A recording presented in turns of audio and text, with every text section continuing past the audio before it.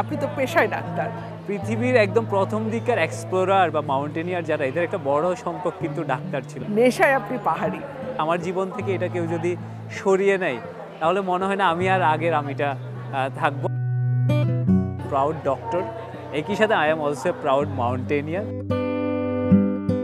সবাইকে স্বাগত জানাতে চাই কমিউনিটি ব্যাংক নিবেদিত আমার প্রিয় বইয়ে। আর আজ আমার প্রিয় বই এভারেস্ট ও লোৎসে শিখরে বাবর আলী।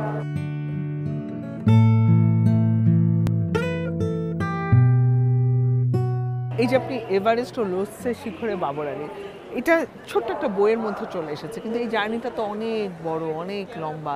মূলত আমার পুরো অভিযানের দিনলিপিটুকু হচ্ছে এখানটায় উঠে এসছে। 1 এপ্রিল থেকে 28 মে 58 দিনের দিনলিপি। তবে শুধু তো আর দিনের পর দিন চলে যাওয়া এমন নয়, এটা আমি বলবো আমার জন্য অনেকটুকু একটা স্পিরিচুয়াল জার্নি, সেটার ছোঁয়া পাঠকরা পাবেন।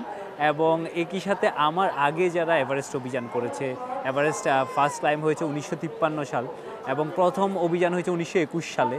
তো এই আগের অভিযানের অভিযাত্রী এদেরকেও আমি পরম শ্রদ্ধা করে আসলে স্মরণ করেছি লেখায়, এবং একই সাথে পাহাড়ের পাদদেশে বসবাস করা হিমালয়ের সেই অনন্য মানুষগুলো, তাদের জীবনযাত্রাকেও ছোঁয়ার চেষ্টা করেছি। আমি বলবো এটা গাইড বই হিসেবে কাজ না করলেও পাঠককে চূড়া পর্যন্ত, চূড়ায় যাওয়ার অনুভূতিটুকু হয়তো দিতে পারবে। কোনো দিন, মাস বা বছরের সমষ্টি না, মানুষ আসলে মুহূর্তে বাঁচে। আমি সেই মুহূর্তের মধ্যে থেকে দু একটি মুহূর্ত জানতে চাই যেটি বইতে আছে, যেটি আপনাকে আপনার প্রতিদিনই মনে পড়ে বা আপনার অনুভূতিকে ভীষণভাবে নাড়া দেয়। সেটা একটা ডেফিনেটলি বলবো এভারেস্ট কিংবা লোৎসে শিখরের চূড়ায় ওঠার মুহূর্তগুলো। একটা জিনিস আমি এতদিন ধরে চাচ্ছিলাম, সেটা ফাইনালি বাস্তব হয়ে ধরা দিল। ওই সেন্স অফ অ্যাকমপ্লিশমেন্টটা কাজ করছিল। আর তিব্বত নিয়ে আমার খুব আগ্রহ ছিল। আমি যদিও এভারেস্ট আরোহণ করেছি নেপালের দিক থেকে, তিব্বত ছোটোবেলা থেকে পড়ে এসেছি, নিষিদ্ধ দেশ, সেটা নিয়ে খুব একটা আগ্রহ ছিল। এবং আমি এভারেস্টের চূড়ায় আরোহণ করার পরে খুব মুগ্ধ চোখে তিব্বতের দিকে তাকিয়েছি, এবং আমার বারবার একটা জিনিস মনে হচ্ছিল, এই চোখের কত কী পাওয়ার বাকি ছিল। আর আরেকটা মুহূর্তের কথা যদি বলি, আমি বেশ কিছু ডেড বডি আমাকে, আমি বলবো যাত্রাপথে আমাকে ক্রস করতে হয়েছে। তো এর মধ্যে আমি এভারেস্ট শিখর ছুঁয়ে নিচে আসার সময় মঙ্গোলিয়ান একজন পর্বতারোহীর মৃতদেহের হচ্ছে আমার পথে পড়ে, এবং ওনাকে আমি আগে থেকে চিনতাম। তো পর্বত আমি কখনো ভয় পাই না, পর্বত আমি উপভোগ করি বলেই যায়। আচ্ছা, আমি বইটি নেড়েচেড়ে দেখেছি যে বইয়ের সাথে ছবিও আছে, মানে সেটাও কিন্তু পাঠকের জন্য একটা বাড়তি পাওনা।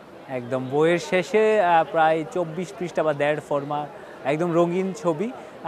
ওই ব্যাপারটাই ছিল যাতে মানে পাঠকও আমার সাথে অভিযানে যাচ্ছে এই আনন্দটুকু ভিজুয়ালাইজ করতে পারে, সেজন্য আসলে এই রঙিন ছবিগুলো অ্যাড করে। পাহাড় আপনার হৃৎপিণ্ডের কতটা কাছাকাছি?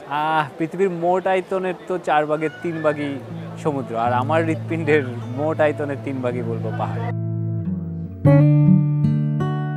দর্শক, কথা হচ্ছিল একজন বাবর আলীর সঙ্গে, যার নেশা পাহাড়ের শিখর ছোঁয়া, এবং আমরা চাই তার এই ভালোবাসা ছুঁয়ে যাক আপনাদেরও, তার এই বই প্রিয় বই হয়ে উঠুক। আজকের মতো বিদায় নিচ্ছি কমিউনিটি ব্যাংক নিবেদিত আমার প্রিয় বই থেকে।